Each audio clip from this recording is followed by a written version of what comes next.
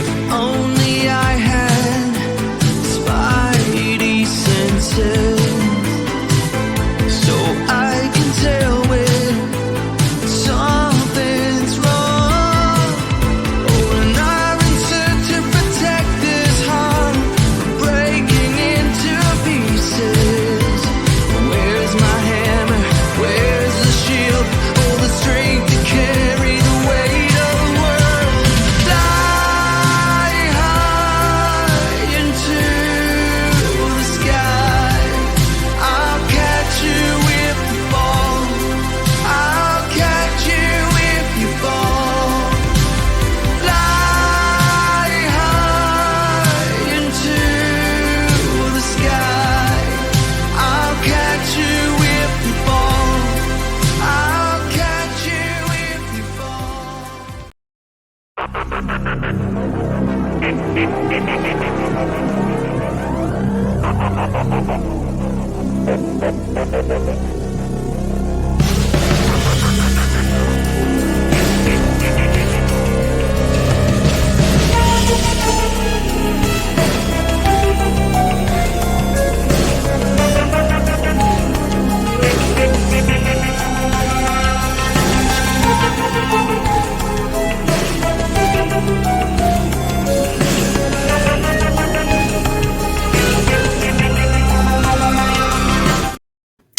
What's going on, everybody? Welcome to another episode of Snap Decisions. I am your Snap DJ, your host with the most, and we are live for this week's episode of the podcast. As usual, a different time, of course. It wouldn't be me without different times. But unfortunately, I had some other stuff to do during the day today, as often happens on my 2 days off. And but whatever, it's prime time. And it is cold in the Northeast. Wow, what a change. I mean, we were looking at like temperatures in the high 70s last week, and it is freezing out today. It's literally in the 30s. It's chilly. It's cold. I had to wrap up my air conditioner in my window to keep the air from coming in. It's getting to be a lot like November, apparently, and I'm not looking forward to it. I'm not a cold person at all whatsoever. You can control the heat, right? We have air conditioning, you can turn that on. Not much you can do about the cold other than turn the heat up and jack up your oil bills. And that's not something I'm conducive to doing. So welcome. A lot to talk about today. We, of course, had the patch come out today, which a lot of people really didn't know how to feel about, didn't know what they were, what they were anticipating, what they were thinking it was going to be. And we got two big announcements on the patch today, which I'll go over in a few minutes. But first, before we get into it, please make sure you check out my other content, which has already come out this week. Obviously, yesterday, I had the cast of the Snap on This podcast, Ree, Ben Roller, and, of course, Lauren Whatevs. We're all on the show yesterday. We had a great time. It was an awesome podcast, and they are amazing. Make sure you check out their pod, which, of course, is in our Snap Judgments network, which you can see my logo up there, made by Lauren Whatevs. But, yeah, check that out. That's out there right now. It's on YouTube. It's also on audio. And also check out the Two Dudes Snapping episode 2, which is out. So graciously done and tended to by Nick the Greek Geek. Did a great job with all the graphics and everything that's done on that technical wise. He does such an amazing job with it. So go check that out. That is available for your viewing pleasure right now on YouTube as well. So check that out. We'll be doing the third episode relatively soon. And coming up the rest of this week, I will have Red Eye Jedi with me tomorrow night. As the aforementioned Two Dudes Snapping will be getting out episode 3.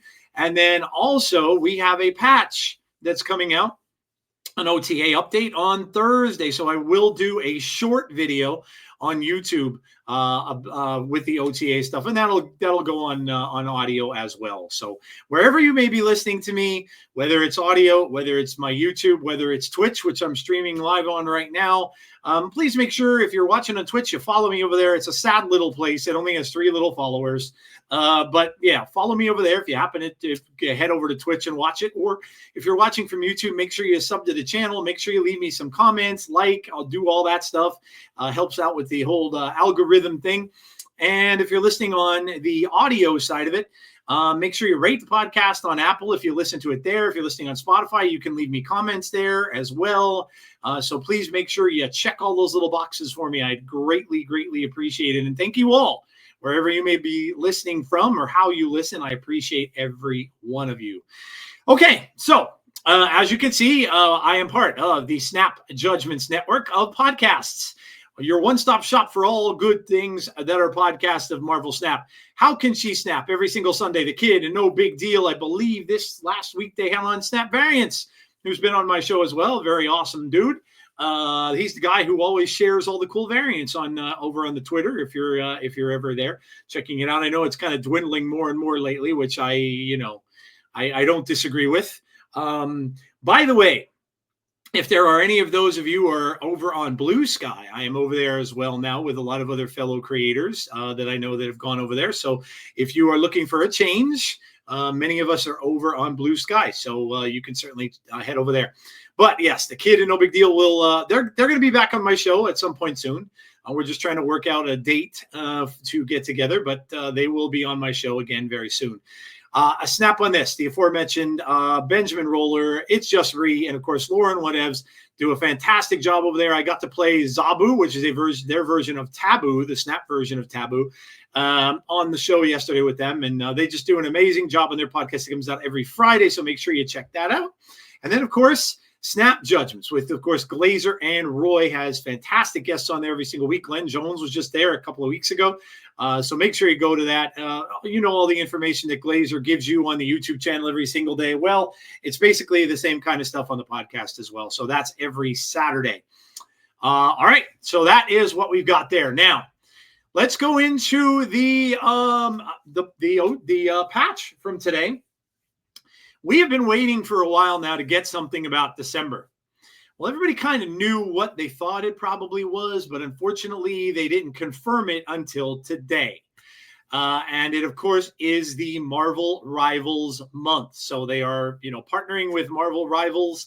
That, of course, is coming out in all platforms in December. So it makes sense, right, for both companies to advertise that. It is a Marvel game. So, help out, help each other out a little bit. Never a bad thing. And as you can see here, this is the season pass, which I will be doing 2 giveaways of, like always. Galacta, the daughter of Galactus, is the season, one of the cards that you will get in the season pass. She's probably the season pass card, I would imagine.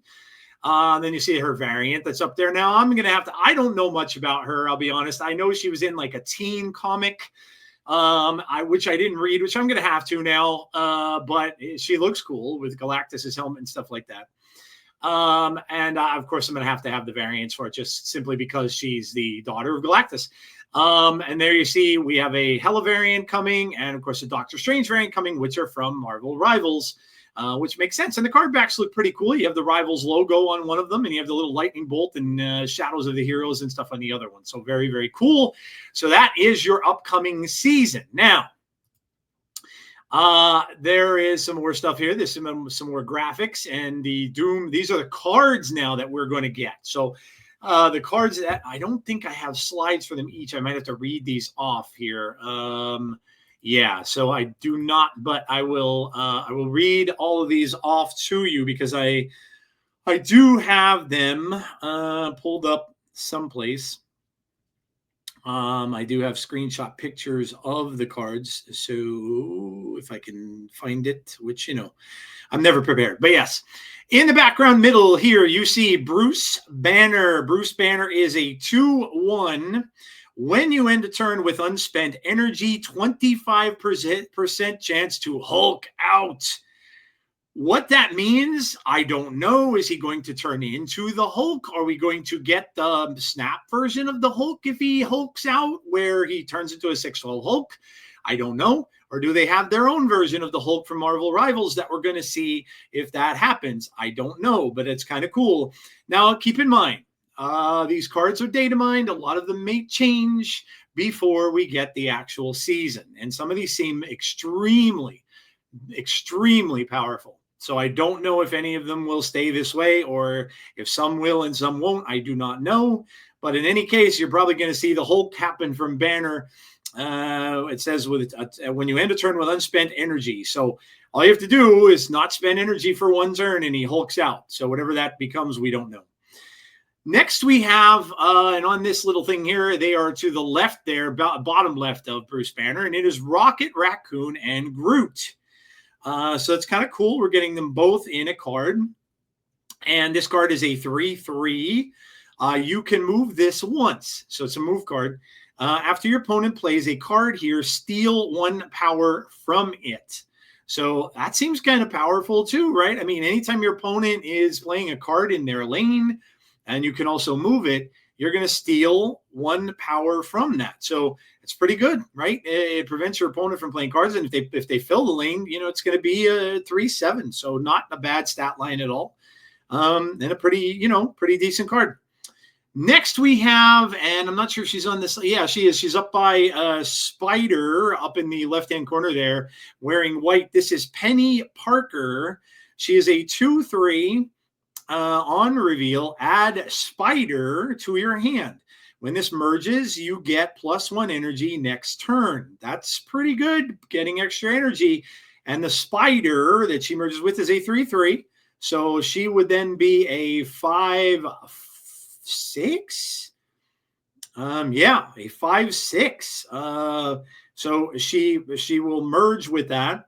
Merge with one of your cards here. You can move that card next turn. So another move card. It's going to be a 5/6. That's pretty good size move. I mean, it's not an ideal stat lines.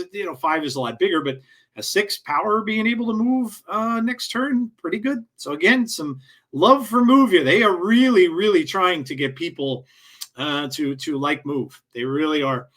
Of course, the season pass card is Galacta. Galacta is a 4/6. I'm excited about this, of course. Each turn, the first card you play at another location reveals with +3 power. Each turn. That's disgusting. Each turn, the first card you play at another location reveals with +3. That's crazy.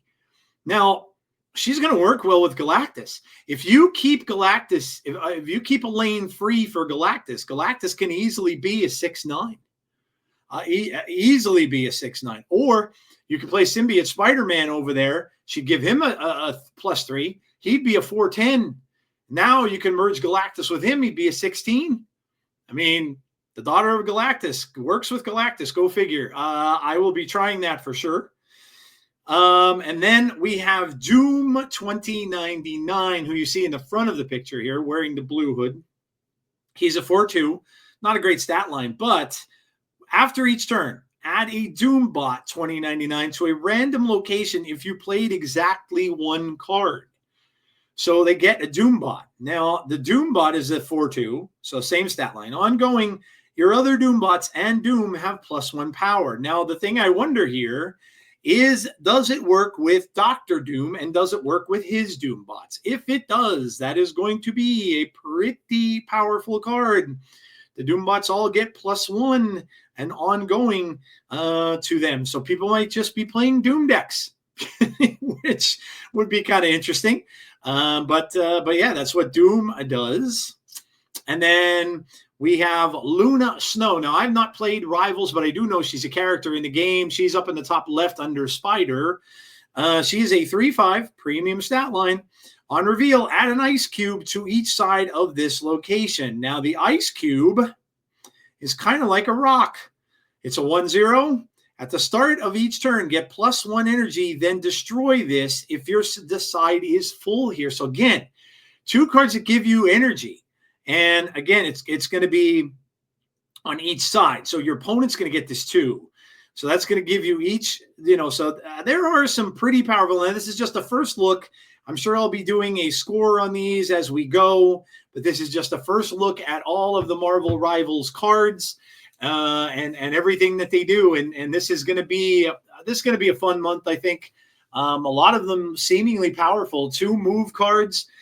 Cards that give you energy, 2 cards that give you energy, and 1 that just is going to plain old Hulk out. So it's going to be fun to see exactly what that Hulk out thing means and what he actually does. But very, very interesting cards here for the Marvel Rivals series to cap off our year of 2024 in Marvel Snap. And it looks just like it's going to be a lot of fun. So I am very much looking forward to the Rivals season. Now, we also got data mines of this.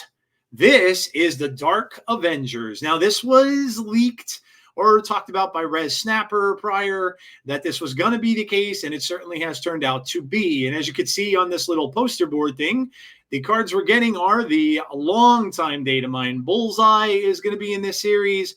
We've got a variant, I would believe, of the Sentry that's going to be in this. We have Iron Patriot. Now, this should be Norman Osborn's Iron Patriot, who wears the star on his chest, I would think.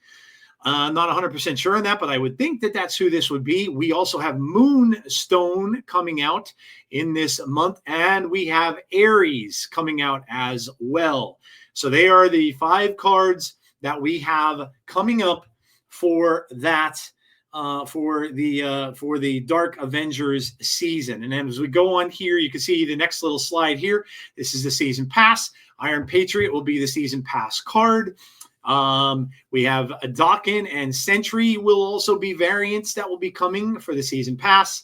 The Ares card back looks kind of cool. And I also like the Iron Patriot as well. They look kind of neat. And then the Iron Patriot variants. Now, that is not the Norman Osborn one. So it's interesting to see which one that they will actually make this. The Norman Osborn one is on the top left corner. The Iron Patriot on the bottom, that is the War Machine one.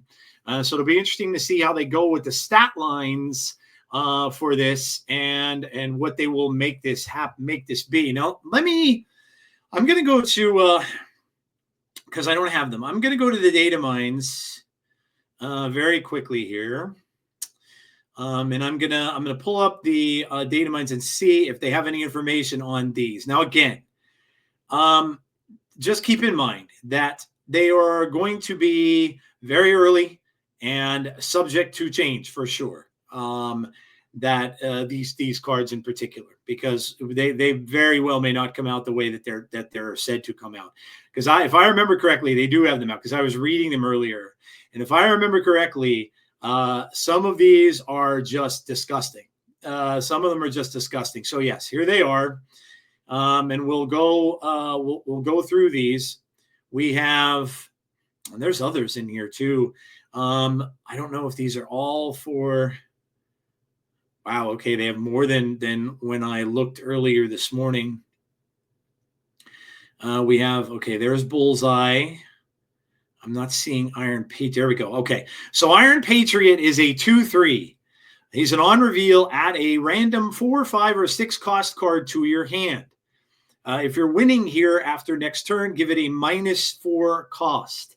So a good thing and a drawback. Oh, no, I'm sorry. Never mind. -4 cost. I was thinking it was -4. Oh, wow. That's crazy. So if you're winning that lane that he's on, he's a 2/3. So if you're winning that lane, you could get a 6 cost for 2, a 5 cost for 1, or a free 4 cost, depending on what card he gave you. So seems like a pretty strong card. Seems like a pretty strong card there with Iron Patriot. So yeah, seems like it's going to be a good one. Oh, we have spotlight caches and everything now. So everything's now listed. So okay, so that's Iron Patriot. Let's go up here and look at Bullseye. Bullseye is a 4/5. He's an activate card. Discard all cards that cost 1 or less from your hand. Afflict that many different enemy cards with -2 power. Oh, man. Wow, dude. If you're playing Zoo, this card is like a must-have in a Zoo deck, or just a deck you're playing with a ton of 1s. If you have a whole bunch of 1s in your hand, you are going to afflict a bunch of cards. I mean, it's great for an affliction deck too. Again, seems like something that we'll have to see if it comes out this way, because it seems extremely strong. But discard all. He's an activate, so you activate it. Discard all cards that cost 1 or less from your hand. Afflict that many different enemy cards with -2 power. Wow. Wow. Okay, here is Aries. Aries is a 4/6. On reveal, compare the power of the top 3 cards of both decks. If your total is higher, +6 power. Wow, that's crazy too. He could easily be a 4/12. This would go good with Surtur decks, obviously, because you're going to have a lot of power in your cards in there. Man, this is nuts too. This could even be like an Arishem card, which would be very interesting. Man, these cards look crazy powerful. And I would be wary of them coming out the way that they are stated. Moonstone is a 4/5 ongoing, has the ongoing effects of your 1, 2, and 3 cost cards here. So any other card that you have her in the lane with that's a 1, 2, or 3 cost, she has ongoing effects. So great for an ongoing deck. So maybe that'll bring the ongoing decks back a little bit, which would be cool. But yeah, so I think now there are some others. There's a card called Gorgon. This is a 2/3. Your opponent's cards that didn't start in their deck cost 1 more. Your opponent's cards that didn't start in their deck cost 1 more. Ooh, she's an anti-Arishem card. Yo, dude, a 2/3 ongoing. Your opponent's cards that did not start in their deck cost 1 more. Wow, that's an Arishem shutdown deck card. I mean, wow, that's crazy. We have an anti-Arishem card. That's awesome. That's really cool, and I'll tell you why in a few. Now, we also have a couple others, but they're not necessarily advertised for this season. So we have Toxie. She's a 2/4. On reveal, draw a card. You can't play cards next turn. So we're getting a card draw card mechanic, which they don't usually like to play with. See Adam Warlock. But it's going to penalize you by not being able to play cards next turn. Now, I'm betting you could play. Can you play a Jeff? Would you be able to play a Jeff to kind of negate it? Because Jeff can get played anytime. I bet you probably could. So if you play Jeff in this deck, draw a card. So you're getting an extra draw, but you're technically skipping a turn. Interesting. I don't know where she's with or what she's with yet. It doesn't really say. Whether she's going to be involved with this Dark Avengers set. And then we also have Victoria Hand, 2/3. Ongoing, your cards created in your hand have +2 power. Your cards created in your hand, +2 power. Cards created in your hand. I'm not sure what that one means. Created like a... How could you create something into your hand? I don't know. I'll have to investigate that more and find out. But yeah, these are all found on Snap Zone right now. You can go and look all of these up. So just a quick little inside look at what we are getting and the Marvel Rivals, and then, of course, Dark Avengers. Bullseye's been data mined for a while, but, of course, that's not exactly what he was prior. It's different from what he was before. I still don't get your cards created into your hand. I don't know what that means. They also have listed some spotlight caches. So from December 3rd to December 10th, we're getting Luna Snow. So it'll be Galacta and Luna Snow for the first week.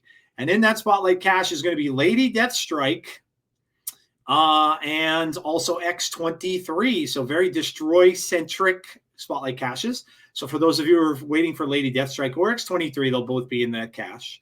The next one, the December 10th one, is going to be, so that the next one will be Penny Parker. And she will be in spotlights with Gladiator and a Sasquatch, the brown version of Sasquatch. That's awesome. Instead of the snowy one, he's the brown version. That's very, very cool. And for Gladiator, those of you who don't have him yet, then the third week of the season is Doom 2099. And in the cache is going to be Hitmonkey and Meek.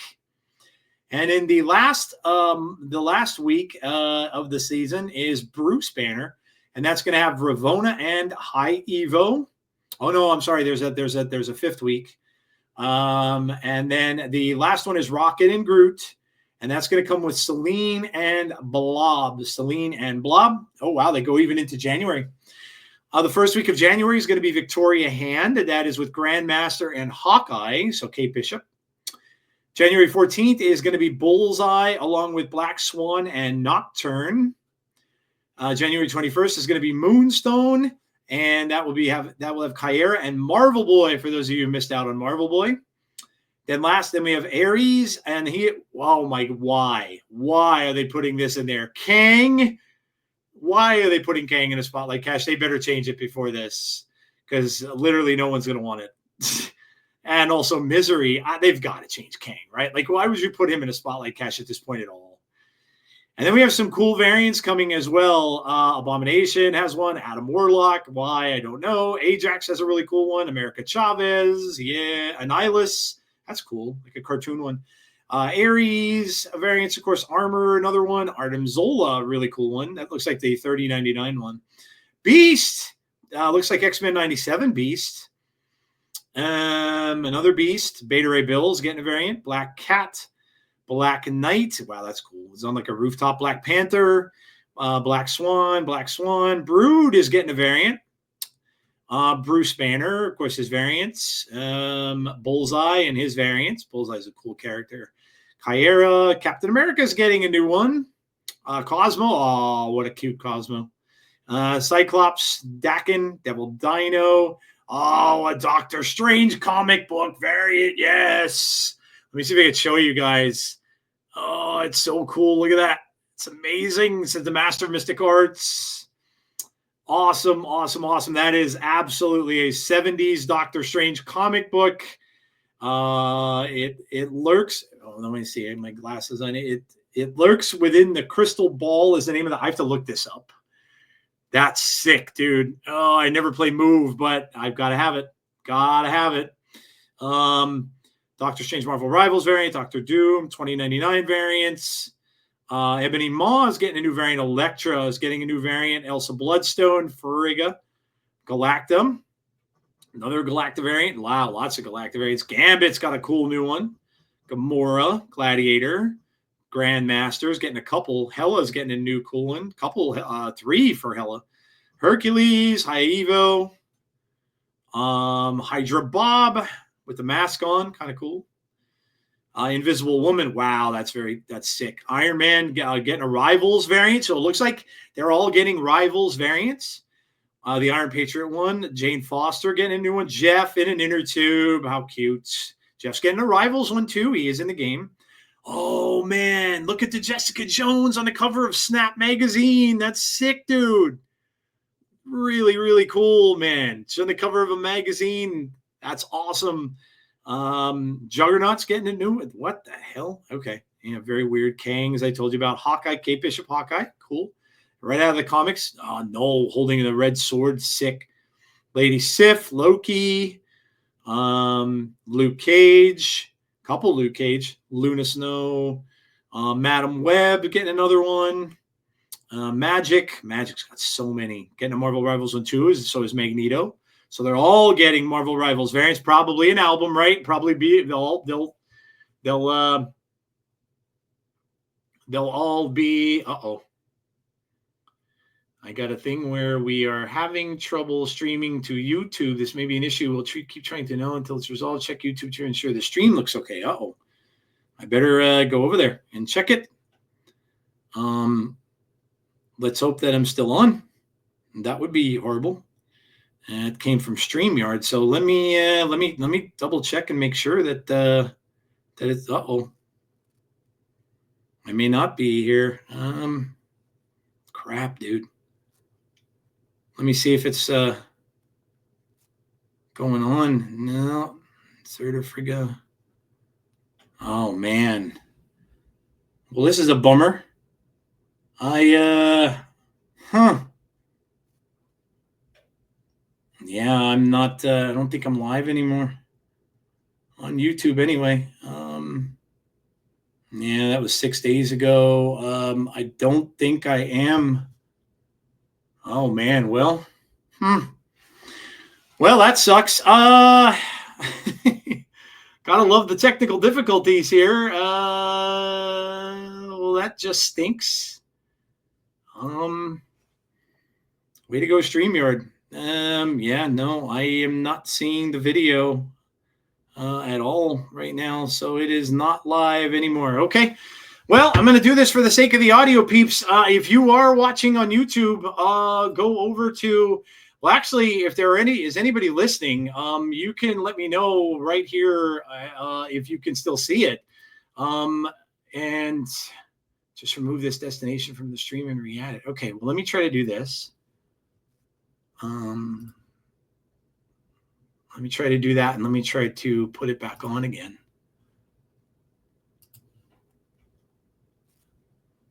Let's see if it pops back on. Okay. All right. Might have popped back on. It looks like it might be good now. Sorry about that, guys. I had no idea. It just popped up with that little message from StreamYard that said nobody was, that I wasn't live anymore. So I don't know how this is going to work out, but I apologize to anybody who's listening. There little technical difficulties there from StreamYard's end wasn't putting stuff out on YouTube. So I don't know how much of you that you may have missed, actually, because I just saw that when I just looked up looked up at the screen right now. But I'm just going to check really quickly if it's back on. No, this is just saying 6 days ago. I don't know. No, it's still not doing it. Yeah, I'm still having problems. Well, if you're listening out there, head over to my Twitch. It should be on Twitch still. And of course, I'll have this on audio in a little bit. But yeah, let me check this here. Yeah, it's on here now. Okay. Well, I'm still on Twitch, so you can head over to Twitch. I'm going to just take 1 second here. I apologize for all this. I don't know. This unfortunately has never happened, but I'm gonna go and put on Twitter.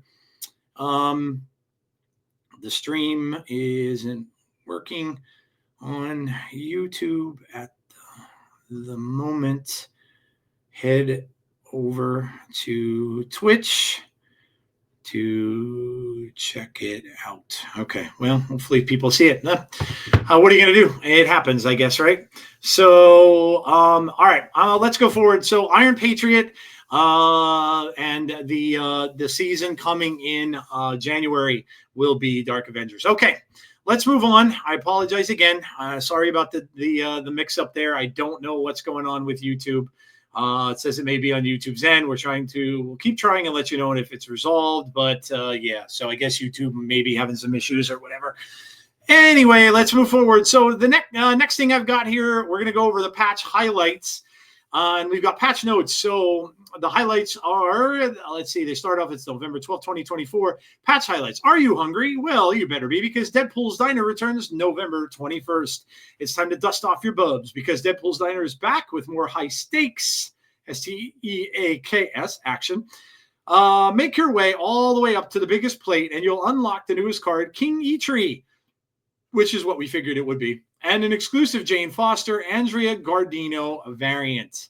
So that's very cool. So you're going to get the King Eitri card. Again, I had mentioned this. They're probably going to make this so it won't be very sweaty, and that's what it looks like. King Eitri is very niche, and I don't think a lot of people are going to be sweating over getting it. It's very, very much a Thor card, and obviously Jane Foster. So both Thor cards that are going to be in this. So if people don't get it, I don't think they're going to be that upset about it. So album preview. Wishing you could see which albums a new variant in your shop is for? Well, now you can. Preview albums from the Daily Offer Shop, Metal Shop, Token Shop, and the Collector's Vault. Simply touch or click the album icon to preview the album and see how much progress you've made and which rewards you can unlock. So it's just a little, quality of life change. Card and location text updates. The final stage of our development process includes reviewing and improving card and location text before we lock the season. Usually we do that a full month ahead of time, meaning that even an older version of the game won't have the outdated text or upcoming cards. However, for the Nine Realms season, that handoff wasn't implemented to our most recent patch, only this new one. For that reason, you may see a few instances of text changes, namely in the following cards and locations. These updates are text only. No element of the function is changing. So Surtur goes from a 3/5. After you play a card with 10 plus power, this gains +3 power. It's just a different change of words. After you play a card with 10 or more power, this gains +3 power. Malekith. On reveal, add a 1, 2, or 3 cost card from your deck here. It reveals at the end of the game. And on reveal, add a 1, 2, or 3 cost card from your deck here, but don't reveal it until the game ends. So again, just quality of life stuff. Valhalla is a location after turn 4. Repeat the on reveal abilities of cards here. New after turn 4. Cards here repeat on their reveal or their on reveal abilities. So again, just text changes, no big deal. And there you see Galacta. And we'll go through all the cards. I did have the slides for all the cards. So there is Galacta in all her purple glory is a 4/6. And the first card you play at another location reveals with +3 power. So she's like an Elsa Bloodstone, but for the first card that you play. So like I said, Galactus and Galacta, baby. You put down that symbiote. He's a 4/10. And then you put Galactus and he's a 16 power. So that's pretty sick stuff, man. I'm definitely going to be trying that. And there are the ones I went over earlier. There's Bruce Banner. There's Rocket Raccoon and Groot, Penny Parker, Spider, Doom 2099, Doombot 2099, Luna Snow, and the Ice Cube that she produces. So there are all the cards that I went over earlier. Okay, we're going to move on, guys. That is the patch. That's all we got. We got an OTA coming up on Thursday, which I'll be back to do that. And I'll be back for that on Thursday with a YouTube. If YouTube's even working by then, I mean, who knows? It may not be, right? At least for StreamYard and YouTube. There's Maria from hello. That's Maria's over there on the Twitch. So let me go and let me see if I can get this on. No, I don't want that. Let's see if I can just try this one more time. I'm going to try this one more time, and then I'm giving up. Try one more time. Well, there it's hooked up to YouTube. We'll see how long it stays. Okay, so I can see the Twitch comments now, by the way. And yeah. All right, so my weekend snap and the meta report. Now, this is where I get to tell you that don't ever feel bad if you get tilted in this game. Because, man, was I ever. Now, I have to start this with an apology. I have been so utterly tilted over the last couple of days by this game. And look, we've all been there, right? I got to 97 so easily with Surtur. 97, like bang, just like that. No worries, no problems at all. And I continued to play it, and then I stopped that one day, came back to it the next day. I literally couldn't win a freaking game. Couldn't win a game. I'm losing games every which way you possibly can think of. I'm losing to Arishem. I'm losing to Destroy. I'm losing to Move. I'm losing to Toxic decks. I'm losing to Clog decks. I literally lost all the way down to 92. 92. It was insane. I couldn't win a game. And if I won a game, it was to a bot. And even the damn bots, the bots were playing Loki. Bots are playing better decks now for whatever reason, but they're playing Loki. They're playing these other things. They're a little harder to recognize now. And even them, I barely was beating. I couldn't even snap them. I'll snap them on turn 1, and I couldn't even do that. It was just a horrible couple days. Horrible couple days. And yesterday was the same thing. I went back up. I got back up to like 94, all the way back down to 92 again today. And oh my God, I was so tilted. I should have just put it down and just walked away. But of course, I was stubborn and I couldn't. And I was making all the dumb mistakes where I was trying to switch decks. I was not retreating when I should have. All the same old mistakes. And I got so upset with myself that when people were beating me, especially on last turns, I was literally firing off. Like if they would emote me, I would fire off the Ms. Marvel, man. So I want to apologize. That is not me. I don't normally do that, but I was just so utterly and amazingly tilted over the last couple of days that everything that happened to me, I just couldn't believe it. I just couldn't believe. There were ones that I thought I had won, and they would pull off this thing like my Hydra Bob bounced over into the wrong lane once, and I lost. Like just the stupidest things that were happening that would make me lose. I should have just stayed away from the game for a few days. I should have just stayed away from it, but I didn't. So I do apologize. If any of you played me that listened to the show and you got a little Ms. Marvel action happening, I apologize. That's not the way you should be doing it, but I was extremely tilted. So don't ever feel bad if you get tilted in this game. It does happen. All right. Let's go to, and again, this is just the schedules coming up. So obviously we had the patch. That's today, the 12th, and we are having an OTA on the 14th. Now, there won't be anything after that until all the way into December because they're taking off the Thanksgiving Day holiday. So we won't get anything else until December 10th with another patch and then an OTA on December 12th. So that is going to be it. So we got today and we've got Thursday, and that is going to do it. So hopefully we'll see some big card changes. We may even get a change to Surtur. A lot of people are thinking we might get a change to Surtur because it is kind of strong. I don't know. We'll have to see. But I will be here with an audio version or a video version of the maybe a YouTube short live version to cover the OTA on Thursday. So I'll be doing that. All right. These are some decks that I've been playing. Now, this is, they called this Nazi-less Shurevo. I forget who made this. There's no red skull. It's basically, they're saying this because there's no red skull in the deck. Usually you'll see a Shuri deck with a red skull. So this is basically a Shuri list. Sunsplat, Nebula, Armor, Shocker. Now, High Evo is in it too. So that's the Shuri Evo. High Evo is in this list as well. So Sunspot, Nebula, Armor, Shocker, Electro, Kyera, Hope Summers, Shuri, High Evo. So High Evo is really only in there to give you the big High Evo Hulk and also the Shocker to get the cards out better. Then you have Taskmaster, which is always in a Shuri deck. And then, of course, Red Hulk and the regular Hulk. So you have Hope Summers in here to get those Hulks out early. That is what you want to do. Your ultimate play in here is to get Shuri to get a Red Hulk doubled, or get that bigger High Evo Hulk doubled, and then you're going to obviously Taskmaster it and copy it to the other lane.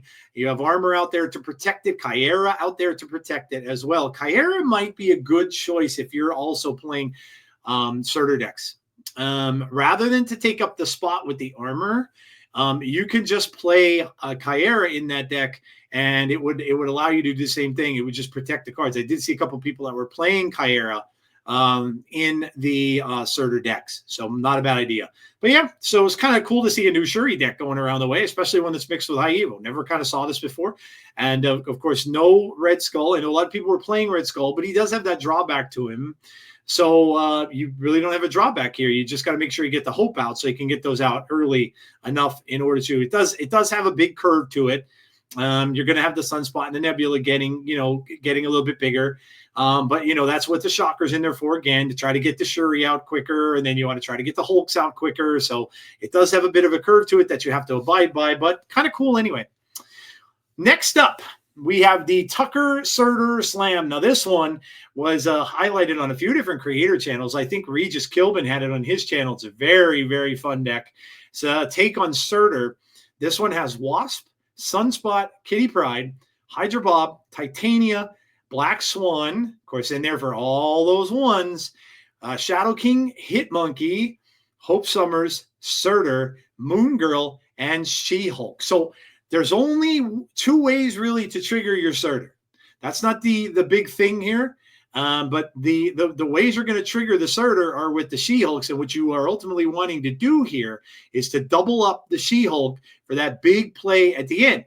Now, there is also, you could also wait to play some of these ones as well. So you wait to play Hydra Bob. Obviously, Kitty, you want her down quick. Sunspot, you like her down quick. But you could wait to play Hydra Bob, wait to play Titania almost till the last turn in the game. When you have that Black Swan out, you could trigger her, and then any of those are going to be free. You can also play a huge Hitmonkey, so you can win if you get the Moon Girl thing happening, right? And you're able to skip and soak. Then you can end up getting two very cheap She-Hulks, a whole glut of free ones, and a big Hitmonkey on your very last turn. So very, very big last turn play. It is a slam deck, and that's essentially what you're doing, is just slamming down all that power. So, yeah, very, very cool deck, and I played it a little bit. It is a lot of fun. Much different take on the Surtur deck, rather than the same old, just the big power cards. So nice deck by Tucker. This one is anti-Surtur, which if you're having trouble with Surtur, this is one you may want to look at. One of the key cards in this deck is Scorpion. If you can get the Scorpion off, you are not going to be gaining anything, the other player rather, with that Surtur, because his cards are all going to be below 10. So that the Surtur is now useless. Also, you've got Cassandra Nova to take away power from them. US Agent really, really wipes out Surtur decks. Shadow King for the end game play. Spider-Ham to just disrupt one card. Hazmat, you want the Hazmat and Ajax. You have that as well in here. A lot of times you want to put Ajax down on turn 5, Hazmat on turn 6 with a Luke Cage. Rogue is in here as well, a sneaky card. A lot of people are just not expecting Rogue right now. Mobius is in the deck also. And of course, Red Guardian to get away those annoying cards like Dracula and stuff like that. Discard is very prevalent. I've lost to a lot of discard decks over the past couple of days too. So Anti-Venom also on the list, and of course Ajax. So Spider-Ham, Scorpion, Hazmat, Shadow King, U.S. Agent, Cassandra Nova, Rogue, Luke Cage, Mobius, Red Guardian, Anti-Venom, Ajax. This is also a very good deck against Arishem because of the Cassandra Nova. You can get a very, very large Cassandra Nova and then a very, very large Ajax against those guys. So also another really, really good one. And U.S. Agent's very good against those decks too, as they like to slam a lot of power. So okay, the next one I've got is Mill. I played a little bit of Mill, and the Mill deck is Spider-Ham, Yondu, Cable, Shadow King, Magic, Baron Zemo, Gladiator, Shang-Chi, Doc Ock, and this one is Black Bolt and Stature, because you're getting a discard from Black Bolt out of their hand, and then Stature, and then, of course, Red Hulk at the end. So not very different from the normal Mill decks, except for maybe the Black Bolt and Stature piece. But again, that does disrupt them by getting rid of a card that's actually in their hand. Now you can, I know some of these decks run Moon Knight as well, but that's going to penalize you. So the Black Bolt is a little bit better in that case. And then you just get a cheap 1/7 to play down. And Mill works as you would figure it would. But I did find a couple things about this deck is one, it plays very, very well in Conquest. Not so much on Ladder, at least now. So at least now. And then the next one I have here is Surtur Wiccan. So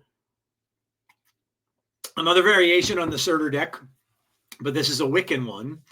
Quicksilver Mirage, Cable, Kate Bishop, Shadow King Speed, Surtur, Shang-Chi, Wiccan, and then your big cards that are going to power up the Surtur are Arrow, Eliath, and Magneto.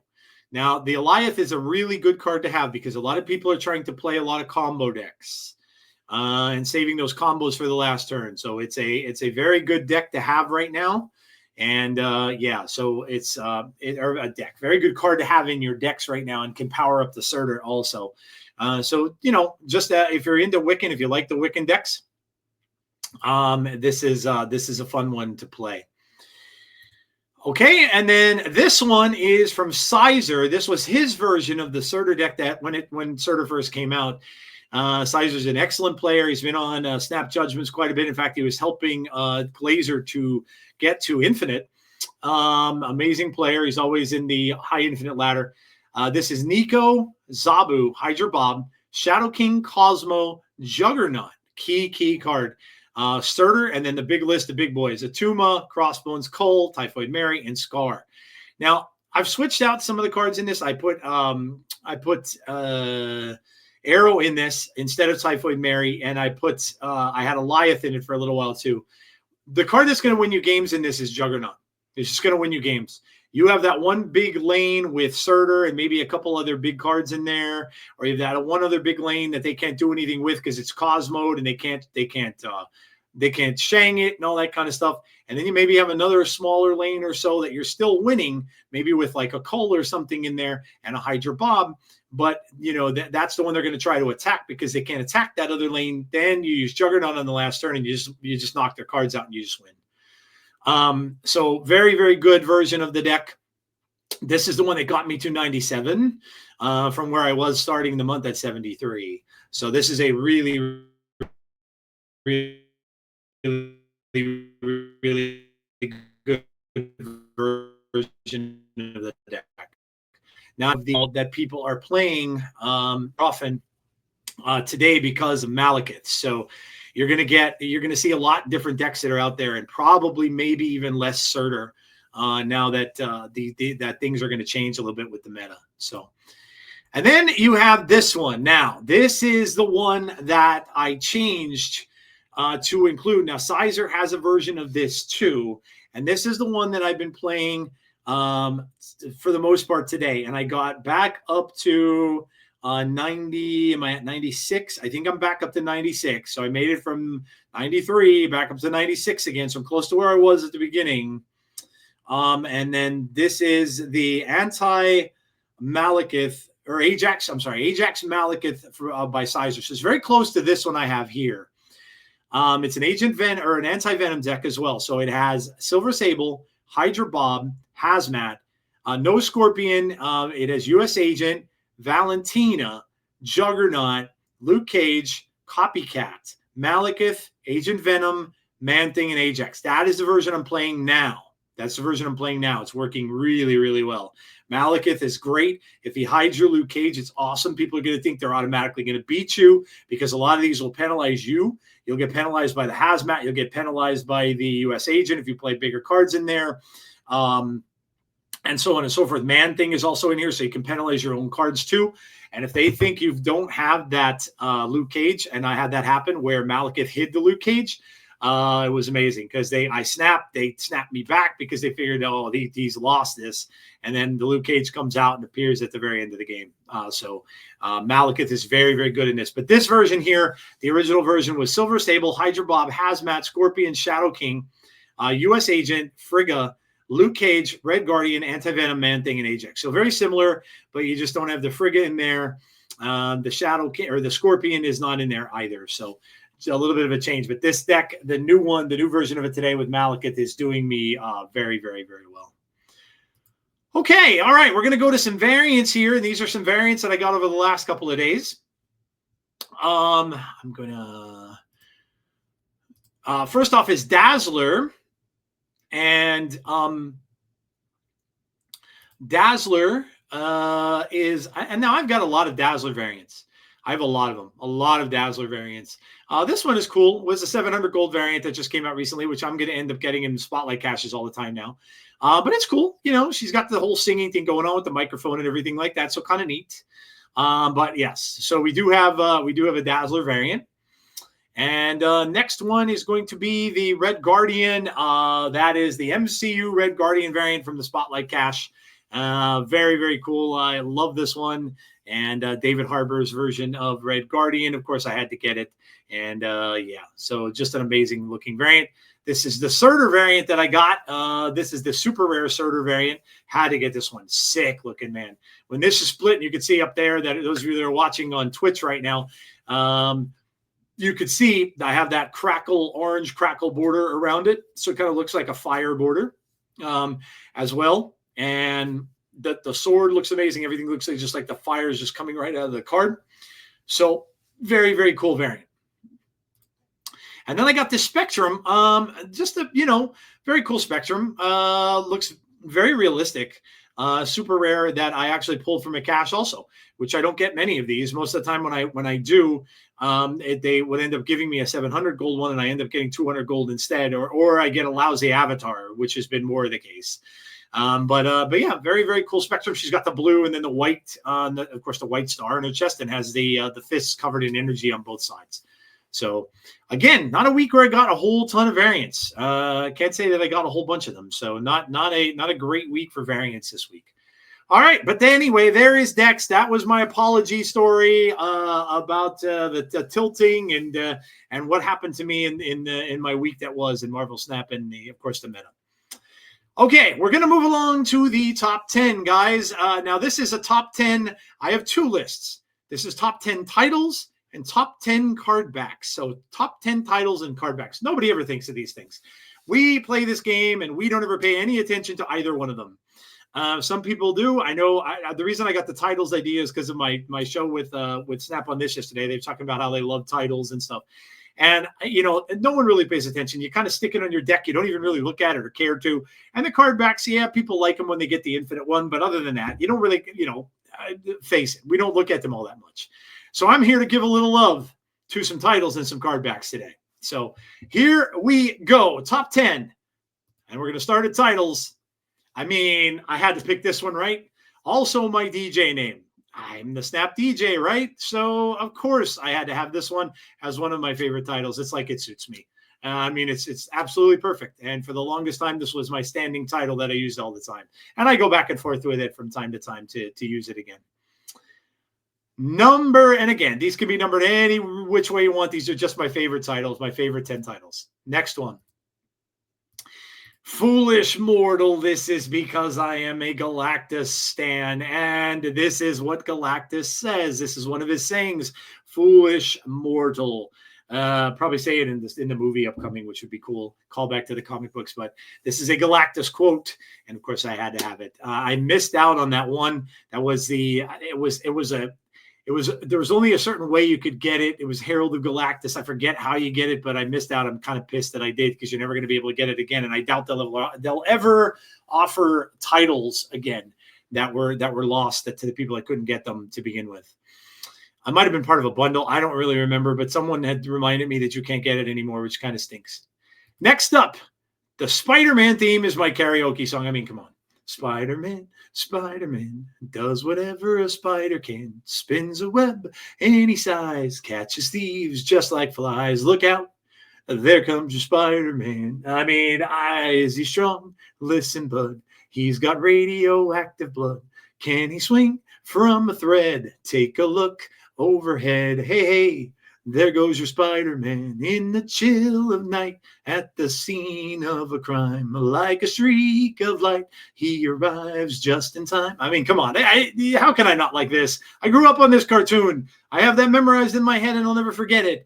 The 1960s Spider-Man cartoon is one of the biggest things I ever watched when I was a kid, and loved superheroes for it and Spider-Man for it. So absolutely. Absolutely. I would definitely do this karaoke. I will spare your puny planet. That is Thanos. And of course, just an amazing, amazing quote from him. And I love Thanos as well. So of course I had to choose this one also. 80s child. I mean, that's me through and through. I am an 80s child. I grew up in the 80s, the late 70s and 80s were my childhood. Love all 80s music. I still listen to it all today. I loved the video games I loved everything about the 80s. There wasn't much I didn't like. Not much I didn't like. I was too young to care about politics or any of that kind of stuff. So, but it was such an amazing time to grow up, and I am definitely through and through an 80s child. Describes me to a T. Thanos was right. Of course he was. I mean, I can tell you that I even have a mug right here that says that Thanos was right from the Hawkeye series. Yes, of course he was. I mean, the dude was misunderstood. Let's face it. He was misunderstood. He was just trying to, make other people not starve, control population a little bit, right? Yes, he got rid of half the population in the universe, but now the other people can live okay, right? Because they can have more resources and things to eat. So Thanos was right. Next one, survived Thanos, survived the snap. I mean, how cool is that, right? You're one of those people although that's a good question for another podcast. Like, would you have wanted to be one of those people that survived the snap? Would you want to have survived the snap? Let's say other people, your friends, your family may not have, and then you were like one of the only ones that survived. Would you have wanted to survive the snap? It's a very, very interesting theological question. This one I just got. The song "I'm Blue," right? I have never heard it until Iron Man 3. When I watched Iron Man 3, and it started at the beginning of Iron Man 3, and I heard "I'm blue," I had no idea what that song was. I never heard it. And that's because I'm always listening to old music. I'm not listening to newer stuff. So in the 90s, when this came out, I wasn't listening to new stuff. I was still listening to 80s stuff, or whenever this came out, 90s, 2000s, whatever it was. I wasn't listening to it. So I had never heard it. And now whenever I see this, I think about Iron Man 3. This is the story, when the Iron Man 3 movie starts, this comes on. But I got this the other day, and I like how they're trying to because nobody ever knew what that Babadiba stuff was. They didn't know what that was. People thought we're making up their own lyrics, and that's I think what they did here. I'm blue, I am one of the lights. It could be that, right? Like if you really wanted it to be that, it could be. But that's very cool. I just got this a couple days ago. I mean, I'm a big Star Wars fan. How can you not like That's No Moon from Obi-Wan Kenobi? Come on. If you're a Star Wars fan, sick title, right? That's No Moon. It's a space station. I mean, if you're a Star Wars fan, you got to love it. Stay by Frosty. I don't know what makes me chuckle when I like this one. Stay Frosty was a song by Van Halen that they did on one of their last ever albums. with David Lee Roth, I think. David Lee Roth was on that one when he actually was gone and he came back and they did an album with him. They did a song called Stay Frosty. And I guess it's what the saying Stay Frosty is what this is probably from. And of course they make it the Bifrost and make it Bifrosty. So I just thought it was funny. Made me laugh. So there are so many titles, so many. We can go through an entire episode and probably not get through them all. But those are my top 10 titles. So we're moving on. Now, this one's going to be kind of a visual one, but I'll try to explain for the audio peeps. We're moving on to Cardbacks. The first one, I mean, again, I'm an 80s guy. I had cassettes growing up. We loved cassettes. We listened to cassettes. We recorded things on cassettes, like the top 10 things on the radio, which is why I became a DJ. This is the cassette one from the Guardians of the Galaxy, the Marvel Snap Mix cassette tape. And you can see the little stickers on there of Rocket and Star-Lord and Groot. And then you can see Gamora on there and Drax. So very, very cool. I love this one when it came out. I'm like, oh, that's a really, really awesome card back. I really like this one. Next up, the Goose card back. The window behind Goose looks like a TIE Fighter portal. I noticed that like right away, the front part of a TIE Fighter. But Goose just, of course, sitting there in the window with the flirkin tentacles coming out of him and the lit up eyes. It's just really, really cool artwork for a card back. Very, very, very cool card back. So this was the one where they had Goose and Cosmo and the two pets were the themes of the thing. And were you a cat person? Were you a dog person? Ghost Rider. Oh my gosh. I love these close-up face portraits on the card backs. I think they're absolutely sick. This one is awesome with the flames over Ghost Rider's head and just a close-up of his face. I mean, it's phenomenal. They need to do, I like how they do these now, these close-ups. They did one of Abomination. They did one of Thing. I like them, and I wish they do them more often. This would be an amazing Ghost Rider card. If they just decided to do a card this way. But this one is really cool. I like it a lot. The Death one. Yeah, you all know I'm a big fan of Death, right? I mean, I talk about her all the time with the Agatha thing and on the MCU. When this came out, this is fantastic. With the purple, the skull in the middle, the lightning bolts on either side of the skull. Just an amazing, amazing looking card back. And, of course, I just love the character. The Thanos Infinity Gauntlet. So cool. Again, big fan of Thanos. Love the Infinity Gauntlet. One of my favorite stories of all time in the comics. And, of course, I love the card back, too. So next up, we have this one is the one from PAX East that I got. This is the one where the Captain America, the little cartoon Captain America throwing the shield, and the shield's coming right through the card back, which is very, very cool. I know a lot of people have been able to win these. There were creators that were giving some codes away and stuff like that. But I was able to procure one and was glad I did. It's a very, very cool card back. One of the neatest ones and it's an uncommon one, of course, a rarer one because you had to have been at the convention to get it or win one. So yes, very, very cool card back. The Scarlet Spider hoodie. I mean, come on, a close-up of the hoodie with the two pullers and the blue spider and everything like that. I love the hoodie. I love hoodie Spider-Man. I love Scarlet Spider in the comic books, and this is just very, very cool. The close-up of the hoodie. I love it. And then the actual Spider-Man one. This is from way back. When I first started playing the game. Now, I don't have the beta ones. There is a beta one out of the black suit Spider-Man, which I still see from players from time to time that I'm playing. When I see their card backs and I see the black suit Spider-Man, I'm like, oh, that's awesome. I wish I could have gotten it. But this one's cool too. Just a close-up of the Amazing Spider-Man with the big spider in the middle, and of course the red and the blue and the webbing and stuff like that. Very, very cool one. And I think this came pretty early on. It might have been like the first or second. This might have been in the Miles season, maybe, possibly could have, which is when I first started playing the game. Or it might have been a little later. I don't really remember which, but in either case, one of my favorites. And then the newer one, the newer Spider-Man one that just came out not that long ago. Of course, the red and the blue with the big spider. Now, this actually is the spider that used to be on Spider-Man's back. The one in the front was always the black spider. And the one on the back, on his back, the back of him in the costume from the 70s was this one. And the spider looked different. It was just a bigger body and the smaller legs and stuff like that, and had the webs around it. So very cool that they picked that to use. So. And then, of course, the newest one, the Gore the God Butcher one. I like this, and I'm hoping I can make it to Infinite finally at some point. I'm pretty sure I will. I'm only in I'm in week 2, right? I have 3 more weeks left, and I'm at 95. So I'm hoping I don't get destroyed again in the 90s. And I want to get the gold one. This looks really cool. I was thinking they might make the Surtur one the Infinite season one. But they made the Gore one instead, and I do like the looks of this. It's really, really neat how you can see Gore's face up close and the sword and everything like that. He's holding it close up to his face. So very, very cool for a new one. All right, guys, that is going to do it for the top 10 lists of titles and borders. Give a little of the titles and borders, because when does anybody ever do that?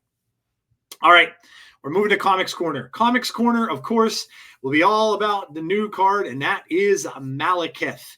We'll talk about Malekith in comics when he first appeared. We'll talk about him in the MCU. Of course, he was in Thor: The Dark World, one of the people's least favorite Marvel movies of all time, actually. Not many people really enjoy that one or liked it very much. Yeah, I mean, in any case, we're going to talk all about Malekith in the Comics Corner, which is coming up right now. All right. And there he is. Malekith is a 4/6. On reveal, you're going to add a 1, 2, or 3 cost from your deck here. Now, it does show the card. I was having a hard time seeing it on my phone at first, but the card is upside down in the lane. You'll see it. It'll be like a little dark silhouette of the card, and you are able to see what the card is by clicking on it. So just remember, it's that little dark spot that's down where Malekith is in that lane. Remember, he's going to go in that lane where he is, and it doesn't reveal until the end of the game. So he's kind of like Supergiant, where it will be the last card played. It's going to be very interesting if Bounce stays relevant in the meta, because this will be a very good way to counter Bounce. Now, whether it grabs your Killmonger or whatever, but if it does, it won't play until the end, and it's a good way to counter Bounce a little bit. So it's going to be random, of course. You'd have to kind of control that so that he wouldn't be able to pull the 1s or 2s and would only pull the Killmonger as a 3. So try to get those 1s and 2s down early, and then he would only have the 3 to choose from. So I guess you can kind of work around it, but he's worked pretty well for me so far. I didn't have him ranked very highly. I thought it was going to be kind of niche, but look, as we talked about last night with the Snap on This crew, and as I heard from KM Best talking with Lambie about the card, this card is a deck thinner. And anytime you have that in Marvel Snap, it is going to be a good thing. Deck thinning is a very good thing in this game. You will get cards that you wouldn't have been able to get before necessarily, because you are not thinning at your deck. So America Chavez was so popular for such a long time. And so Malekith is pretty good so far. And he's been, you see him so far. I've seen him in decks that are similar to the one with Sizer that I'm playing in the Toxic decks. I haven't seen him in anything else yet, but I'm sure people are going to try to make him work in other ways. Spotlight Cash today was Malekith, Thena, and Valentina. Now, I use tokens to buy Malekith. Not interested in another Thena variant. They all look the same to me. This is Art Tree Studios variant, and it looks the same, as the other ones do. Or wait a minute. Hold on. Let me double check this, because is Art Tree, or am I getting confused? No, okay, it is Art Tree. I was going to say, aren't they that place that they said that they weren't going to work with? But no, I don't think so. This is Art Tree Studio variant. I had no interest in it. Like I said, the Thena I have looks just like the other Thenas. There really isn't much difference. And then Valentina, I don't play the card much, so really not interested in. In another Valentina variant. So, all right. Next up, we have some comic panels here. And this, of course, is Malekith in the comics. This is a more recent comic of Malekith. And you can see him. He's got like an orange and black suit on, a little bit of armor. So he looks a little bit different than he normally does. Reminds me a little bit of Quasar here with the symbol, the black and white star on his chest in the middle. And of course, the long flowing gray hair, blue skin. And he's saying here, a touch of cold iron would have revealed me quicker in the panel. So very, very cool looking artwork here of Malekith. Another picture of Malekith from the comics as well. Very realistic picture of Malekith. Again, that black and white symbol is his thing. He's got that like a half, kind of a half dark, looks like a dark circle, half light circle on both sides. And his outfit is different colors too. Red on one side, black on the other, but very, very cool looking character. This is a sick one. I don't know if this is like a nullified variant of him. It could be because he was in the whole Null War storyline thing. And we may get this in Snap. He's got like a crown of thorns on his head, like black spines coming out of his head. He got wings. Definitely has to be nullified. Has to be a nullified variant of him. So I'm sure we might see that in Snap at some point. All right, you want a little bio on him? He's of course a male, 6'9". These people are huge. Like we had Surtur last week who was 10,000 feet high. 6'9" is no slouch. He's a big dude. 185. He's got blue eyes, for the ladies. White hair, black and blue skin. All right. He was a dark elf of Svartalfheim. He was born the 13th son to the 13th son and to Lady Mesero of the Black Bile clan, which were known as the Lords of the Wild Hunt for the use of their war dogs. Eventually, his father, brothers, and uncles all died in the many wars dark elves fought, led by Craw the Uncontrollable. His mother assured him he won't have to die a soldier. However, during the 43rd Troll War, it's a lot of wars, his mother sold him to the Undertaker elves of Svartalfheim, southern swamps for food for the war dogs. As he was taken away, his mother told him she couldn't lose another son without gaining nothing, and then at least he wouldn't have to be a soldier. He was forced to work as a corpse burner, oh my God, in the war, burning the corpses of 3,000 fallen dark elves, some still alive, after each battle while leaving the enemy corpses rot. You can imagine why this poor person was a bad guy. One day while burning corpses, he was captured by the trolls and kept with other prisoners. An elder prisoner asked him to find some meaty millipedes and cook them for him so he can have the strength required to perform a magic trick. As Malekith obeyed, the elder revealed himself as a dark elf wizard, decimating the trolls with the trick and allowing them both to escape. So a dark wizard helped him escape. Became the wizard's apprentice, being the most natural spellcaster the wizard had ever seen, and eventually surpassing him as a wizard. And even then, even the better magician of his kind, eventually the wizard told him his training had been completed, and that Malekith had to teach him his true purpose.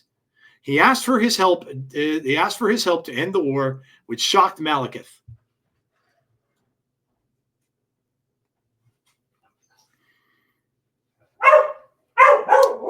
Oh, there's my DOG, and my wife's coming home. I knew I heard something. The wizard felt that their people had suffered because of one senseless war after another, and that together they could reason with the king, unite their clan, and bring peace. He was convinced that since Malekith was forged in the tragedies of war, he would understand his reasoning. Malekith instead stabbed him. Of course he did, stating that he had been made by war and claiming that the war forged the elves' souls and that as long as he lived there, he would always be war. There would always be war. Stabbed multiple times, the wizard cast a spell at Malekith, making half his face black, marking him so that everyone knew what he was before dying. He traveled to his former home as he revealed herself. Mazero tried to excuse herself for her wrongdoing, but he had his mother fed to her dogs. Yikes. Taking the mantle of the Lord of the Wild Hunt. Casket of Ancient Winters, he struck an alliance with Loki on behalf of the fire demon Surtur. He took control of a number of Earth humans using special food of the fairy provided by Hela. Malekith then killed Eric Willis, guardian of the Casket of Ancient Winters. After learning its location, as master of the hounds, Malekith hunted down Roger Willis, Eric's son, and new guardian of the casket. Malekith battled Thor and kidnapped Lorelei. Using Lorelei as bait, Malekith forced Thor to battle Algrim the Strong, one of his Dark Elf followers, then attempted to destroy both combatants by plunging them into a pool of magma. He then captured the Casket of Ancient Winters from Roger Willis. Malekith was ultimately defeated by Thor, but not before he destroyed the Casket of Ancient Winters, releasing magical frigid force all over the earth. Many villains such as Graviton took advantage of the chaos, as well as Surtur, who fought the Avengers. Malekith was then brought as a captive to Thor by Thor to Asgard.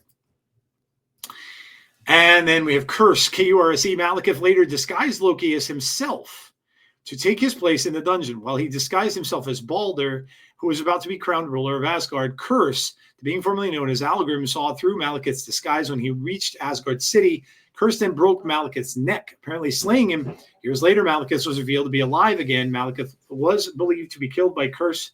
Thor discovered that the Balder that was killed was really Malekith in disguise, and that it was Loki they placed in the dungeon. So you could see he could change his form and all that kind of stuff too. Another comic panel of him here, again with the black on one side, red on the other, and he's got wild hair here. This had been done in the 90s. He used to draw very wild hair in the 90s. His hair is just all over the place. And saying Malekith, the divine elf, and he's holding up this little tiny red treasure box. And standing over what looks to be, I'm not sure, a fuzzy green dude. Could be some kind of frost thing. Yeah, maybe frost giant type thing because there's blue blood on the floor and stuff too. But in any case, Malekith killed something there. His publication history. So he was created by Walt Simonson. Malekith first appeared in Thor number 344 through 349. That's from June to November 1984. So he's not that old. He came out in the 80s. Subsequently appeared in issues 363, 366 through 68, 485 through 87, and 489. So all throughout the 80s, 84, 86, 86 again, 95, and 95 again. So 80s and 90s are where this guy really was in a lot of comic books. And there you can see I have the first appearance comic book of Malekith. This is the Mighty Thor, issue number 344. Was sold in 1984. It was 60 cents back then. The cover has Balder the Brave in question marks on the cover of the issue. So this is the first time you will have seen Malekith in a comic book. And there he is, of course, in the Dark World in the MCU. And it's unfortunate because the cool character, but just didn't live up to expectations when the movie was concerned. It was the second Thor film, and the first one was okay. I was never, I was never big into the first one. Destroyer was pretty cool and everything like that. But the Thor movies up until Ragnarok kind of were a little wishy-washy to me. And unfortunately, this one just wasn't very good. Wasn't very good. And so I think they kind of maybe have wasted Malekith a little bit. But character was okay. And again, I don't, it's not a movie that I go back to very fondly. I don't watch it very often. And but in any case, there he is in all his glory. He has that little mask and stuff that he wears. And yeah. He was the cruel and leader of Malekith was the cruel and malevolent leader of the Dark Elves, a race of beings thrived in darkness before the Big Bang. Born in a realm of complete darkness, Malekith led his people in a war against the Asgardians using an ancient weapon known as the Aether. So again, you know that the Aether was in Dark World as well. That was that red stuff that ended up being one of the Infinity things, right? In an attempt to revert the universe into a state of complete darkness, Malekith was thought to have been wiped out with the rest of his race in a final battle against the Asgardian king Bor in 2988 BC during the Convergence. Malekith survived, however, and after millennia in prolonged hibernation, returned during the next Convergence 5,000 years later in 2013 upon learning Jane Foster absorbed the Aether. Malekith and his armies invaded Asgard before reclaiming it from Foster to complete his conquest. Before his attempt could succeed, however, Malekith and his armies were opposed by Bor's grandson Thor. In a battle of Greenwich, during their fight, Malekith was teleported across the Nine Realms and back to Svartalfheim, or Svartalfheim, where he was crushed by his own worship and died. Okay, so there you go. That is all about Malekith, this week's card. And yeah, let me know what you think of the card. If you got him, if you enjoyed playing with the card, or what decks you put him in, let me know. And we are headed into the final stretch here. We are going home here with the MCU Minute. And this will be the last part, of course, of the podcast. Again, I apologize for all the mess on YouTube. I will put it out on YouTube later. I'll be able to upload the video to there. I really don't know what happened. They're still saying they're having issues with StreamYard and YouTube getting together and stuff. I did try to reconnect it a couple times. It is definitely not doing so. So whatever's going on is going on. Thank you to those who checked over to Twitch and watched on there. But I will put this up on my YouTube when it's done. There is going to be a lot of pauses early on because when I was going through and I saw this little error message and tried to correct it and stuff like that, there'll be little things going on in there that you'll hear on audio and you'll see on the video. And I do apologize for that. But again, technical things, what are you going to do? It happens. All right. So the MCU minutes. This is more Blade news here. For a thing that everybody kind of thinks is dead, apparently it's not. Kevin Feige was chatting, and of course they had the big the Disney Brazil panel, I believe it was, over the last week, and they showed some more things. They showed another trailer for the new Captain America film, Brave New World. Of course, they showed a new trailer for Thunderbolts as well, and some more little bit of footage for Fantastic Four. We got a poster for Fantastic Four with Galactus in the background, which was very cool. And of course, all about the animated series and stuff like that. So a lot of stuff had come out. But Kevin Feige was talked to and interviewed. And this is what he had to say. We're committed to Blade. We love the character. We love Mahershala's version of him. And rest assured, whenever we change direction with a project, are still trying to figure out how it fits into our schedule, we let the public know. You're up to date on what's going on, but I can tell you that the character will be coming to the MCU. So no movie as of now or as of yet, but this is coming from the boss. So it's Kevin Feige saying this. So he did say that he will be coming to the MCU. So according to Feige, Mahershala Ali's Blade is still coming out eventually. But what of the future of Elizabeth Olsen's Scarlet Witch, Wanda Maximoff? And again, they're asking Kevin Feige this question as well. This comes from a news outlet called Omelette. We had Agatha Forever on Disney Plus. Agatha Long. I don't know what it says Agatha Forever. That's weird. Was that a Freudian slip? Is that going to be a new series, Agatha Forever? And the series was great for us. Since then, there have been a lot of questions about Wanda on our fans' minds. So all I can say is we're excited to find out when and how the Scarlet Witch might return. That's not an outright confirmation Scarlet Witch will return to the MCU, but it certainly sounds like Feige wants to make it work. They've interviewed her a couple times, the actress, of course, who plays her, and she was kind of coy about it.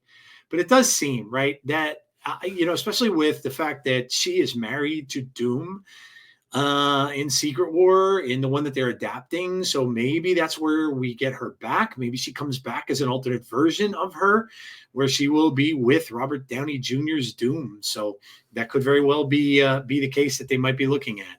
And so we'll have to see. But I would be shocked if we don't get her back at some point. Now, Miles, how about this one? Miles Morales. Moving on to Miles Morales. And Feige was more definitive, insisting that shortly after the third Spider-Verse movie, which, by the way, is delayed, Spider-Man Beyond the Spider-Verse comes out, Miles will make his debut in the live-action MCU. So this would have been a thing I thought Sony would have done for sure, because they have the rights to all the Spider-Man characters. Maybe this little deal that had been going on that I kind of talked to you guys about on this segment is going to have Miles debut in an MCU film. And it could even be one of the Spider-Man movies where him and Tom Holland will team up. But this is pretty exciting for Miles lovers. He's going to come right to the MCU, and it will not be a trashy garbage Sony movie. Thank God. So then again, right from Kevin Feige. So this is going to happen. And then finally, Feige has hinted that it may also be some time before the X-Men make their long-awaited full-blown entry into the MCU, telling Omelette that the X-Men will be an important part of the future following Secret Wars. When we were preparing for Avengers Endgame years ago, it was a question of getting to the grand finale of our narrative, and then we had to start all over again after that. Feige said, this time on the road to Secret Wars, we already know very well what the story is going to be until then and afterwards. The X-Men are an important part of that future, he commented. So a little bit of time yet before we start to see the mutant saga, they referred to that as. So we'll have to see when exactly that does take place. Obviously, it's going to be definitely after Secret Wars, but we'll have to wait and see when they're going to plan to do that. So he was also asked, what are your 3 favorite Marvel moments? So it's very difficult But the three I'm going to say are Tony Stark saying, "I am Iron Man" at the very end of the film. I mean, where would the MCU be without it, right? I am Iron Man. I am Iron Man. Where would it be without it, right? It's where it all started, where it all began. So, of course, that's like a no-brainer. Feige assures us that it's unclear if he's referring to the end of the first Iron Man movie, when Tony reveals himself as Iron Man to the press, or when Tony says the same line just before sacrificing himself with the snap in Avengers Endgame. Could be either or, right? Could be either or. The second moment he chose is Black Panther's first appearance in Captain America Civil War, when T'Challa chases the Winter Soldier down the street in a spectacular action scene. Two moments, if Tony Stark's is the one in the first Iron Man, that are surprising to be Feige's favorites among so many great moments the MCU has left us. The last one, though, is the most obvious. That of Doctor Strange portals in Avengers Endgame. I mean, that you guys, that's a moment that any of you who saw Endgame will remember, because you were probably sitting in a theater filled with people that were absolutely going nuts when those portals start to open behind all the heroes and all the people are coming back. Everybody in my theater was cheering. Everybody was standing up. It was maybe the first time in a movie I've ever seen that. And especially when some of the characters that were presumed to be dead. Now, we all knew that they weren't going to stay dead, but when Black Panther came out, when Spider-Man came out, everybody, just people constantly cheering. And it was an epic moment. I love going back and watching YouTube videos from theaters and stuff like that recorded it, because it's really, really cool. The epic moment where all the heroes begin to appear when all seems lost, the Thanos and his army, and which ends with Captain America's expected Avengers assemble. Yeah, such an amazing movie moment. I don't know if they'll ever top that. It's going to be tough, because it was such a cool moment for everybody that everybody remembers. It's one of those things. I don't, there's a few moments in cinema that I can remember, like where I was. One of them was when I first saw Darth Vader on the screen. I was 8 years old, and I can remember he just took my breath away when he walked on the screen for the very first time and walked into that Rebel blockade runner all those years ago, back in 1978. I was 9. But there's only a few moments that I remember, and this one will be one that obviously it will always remember as well. And it was one of the coolest things about the whole Infinity War saga that ever happened in the MCU. So again, like I said, stay tuned. We've got What If coming up soon. That's going to come up the end of December, going into January. More animated series coming as well. Your Friendly Neighborhood Spider-Man comes out early next year. Daredevil comes out in the spring. Then we have Marvel Zombies coming out in October next year. The Wakanda series is also animated. Not exactly sure what month that comes out in. Deadpool comes out in just 5 days. Deadpool and Wolverine comes out to Disney Plus on the 17th. And then we also have Ironheart. The Ironheart series comes out next summer, I believe. And then Wonder Man. The Wonder Man series comes out next fall / winter. So a lot of Marvel stuff coming to the MCU next year. And that's not even including the 3 films. The Thunderbolts, which looks so cool. The extended trailer they showed. The Captain America Brave New World. We got more hulking out of Harrison Ford. And then, of course, the Fantastic Four with the man, Galactus. So it's going to be a cool year to be a Marvel fan and a Snap fan too. All right, guys, that is going to do it for me. Like I said, I apologize for the little delays earlier on. It was just something that couldn't be helped. Something going on between the StreamYard that I use and YouTube. And it didn't want to function for YouTube tonight. So I will be putting up the video on YouTube. If it didn't work, I don't think it did much at all. It might have done a little bit of a beginning, but either way, I'll upload it. It'll come out on YouTube a little bit later, so you'll be able to check it out there. And then for those of you listening on audio, you'll just hear all the little pauses in between that I had to make when I was trying to figure things out. I apologize for that too. But in any case, I will be back tomorrow with a discussion with Red Eye Jedi, the one who made the deck that took me to Infinite last month. So he'll be on the show tomorrow. We will have our 3rd episode of Two Dudes Snapping. That will be me and Nick the Greek Geek. We will have that out at some point this week. And then on Thursday, there will be a little short on YouTube, just a 15-minute video about the OTA that is coming out on Thursday. So that is going to do it for me, guys. I hope that you are enjoying Snap, however you may be playing it. I hope you're having fun. Don't get tilted like I did. And yeah, enjoy the week. Enjoy Malekith if you decided to get the new card, and however that you're choosing to play Snap. And as always, be kind to one another, be safe, and hopefully I will see you all for the next episode of Snap Decisions. Have a great week, guys, and I'll talk to you all soon. If only I had spidey senses, so I can tell